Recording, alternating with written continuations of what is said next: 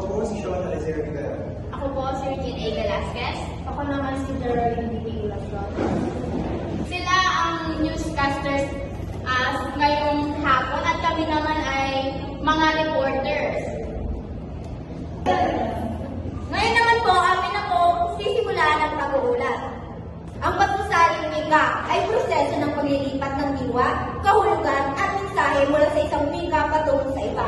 Hindi lamang ito simpleng pagpapalit ng salita, kundi isang masalimuot na gawain na nag-uugnay sa kultura, kasaysayan at identidad ng tao. Tama kang partner, kung iisipin, napakahalaga ng pagsasaling wika sa ating lipunan. Sa pamamagitan nito, ay tumasa ang kaalaman mula sa isang generasyon patungo sa susunod. At nagiging kulay din ito sa pagitan ng mga bansa.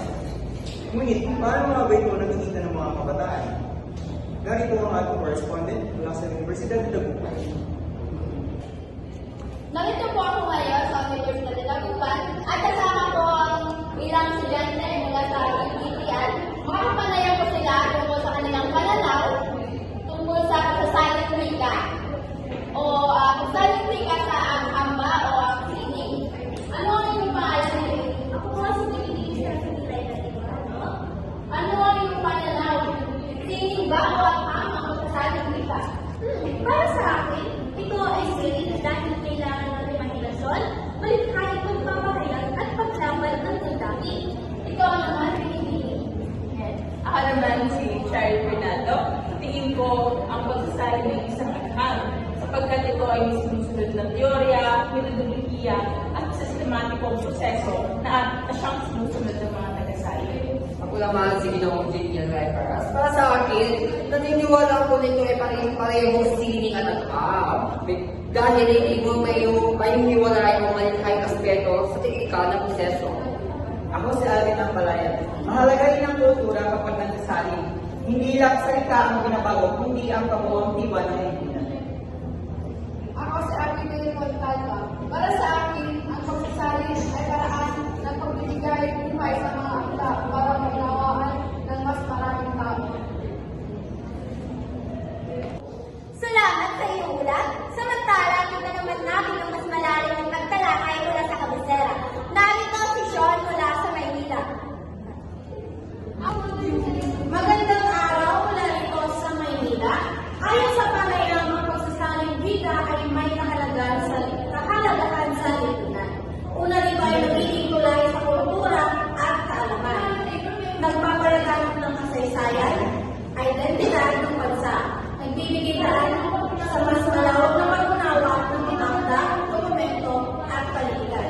Bukod dito, binibigyan na ang pagsasaling wika ay parehong sining at akam. Bilang sining, ito ay malikhaing gawain na naglalayo na panatili ang kaluluwa ng orihinal na akda. Bilang akam, ito ay nakabatay sa gramatika, semantika at struktura ng wika upang matiyak sa kapuntahan ng kahulugan. Sa huli, lumalabas na ang pagsasabi ay hindi lamang technical o malikhaing gawain, kundi isang komprehensibong proseso na sumasaklaw sa wika, kultura, kasaysayan at identidad. Ngayon naman, ano po ang inyong nalalaman sa katangian ng isang mahusay na tagasaling? Dapat malawak ang kaalaman sa parehong pinagmulan at target ng wika.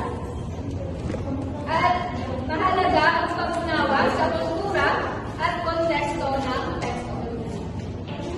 Para sa susunod na katanungan, sino naman ang kilala niyong kanilang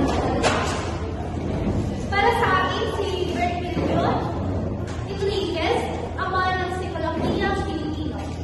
Dami naman ang kilala kong kanya na taga-Sarian ay isa na rito ay si Bienvenido Lombera, isa siyang pambansang alagad ng Sibilyo. Maraming salamat.